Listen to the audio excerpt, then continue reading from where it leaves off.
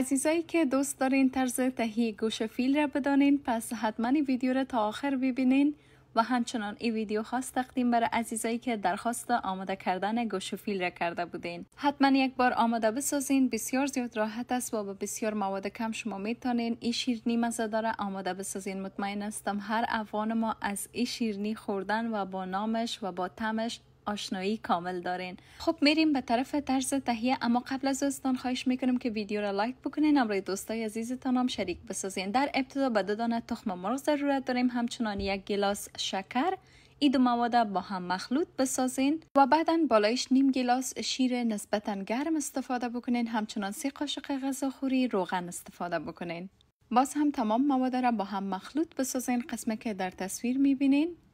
و در ادامه هم بالایش 1.5 قاشق چای خوری پودر کیک اضافه بکنین یا همان بیکینگ پاودر اضافه کنین و همچنان 1 قاشق چای خوری هیل اضافه بکنین و باز هم تمام مواد را مخلوط بسازین و بالایش به 4 گیلاس آرد ضرورت دارین.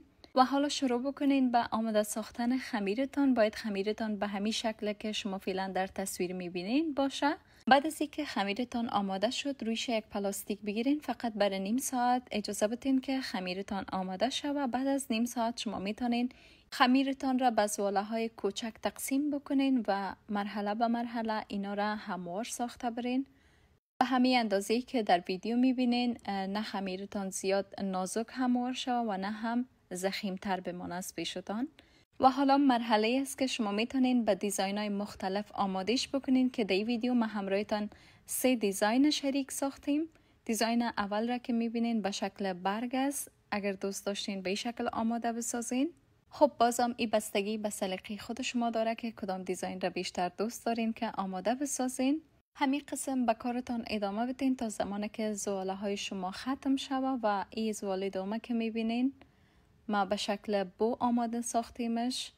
بسیار این شکل که مقبول معلوم میشه، خصوصا بخیر ایره اگر در عید آماده بکنین مطمئن هستم که بسیار زیاد خوشتان میایه و این یکی از شیرینی هایی است که بیشتر اوقات افغانای عزیز ما در روزای عید آماده میسازن.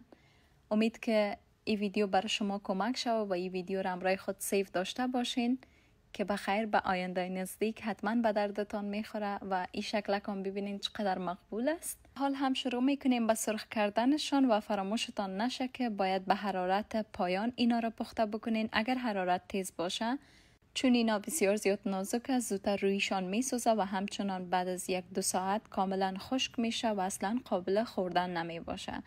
به می قسمی که در ویدیو میبینین آهسته آهسته سرخش بکنین و بعد از اینکه پخته شد در حالت گرم بودنش برویش از پودر شکر استفاده بکنین، همچنان پسته، چون در این حالت بسیار خوب برویش جذب میشه و طعمش بیشتر خوب میسازه. خب این هم دیزاین آخر است، قسمی که در ویدیو میبینین.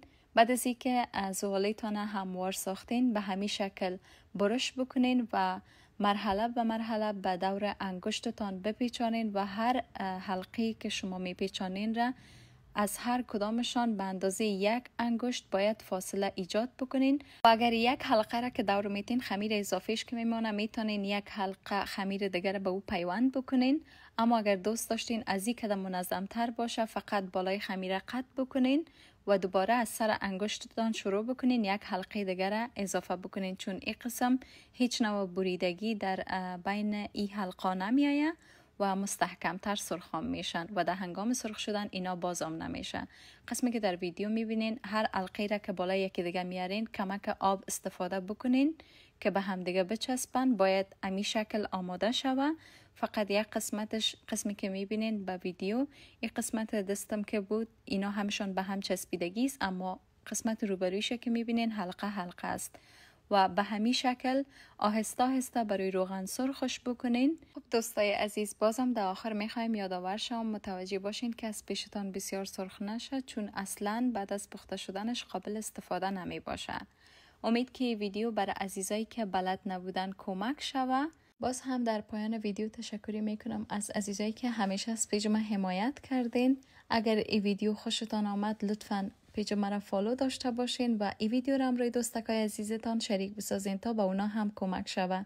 تا ویدیوی بعدی وقت خوب و خوش براتان میخوایم و در آخر هم ببینین که چقدر مقبول و نرم اینا پخته شده. حتما یک بار امتحانش بکنین.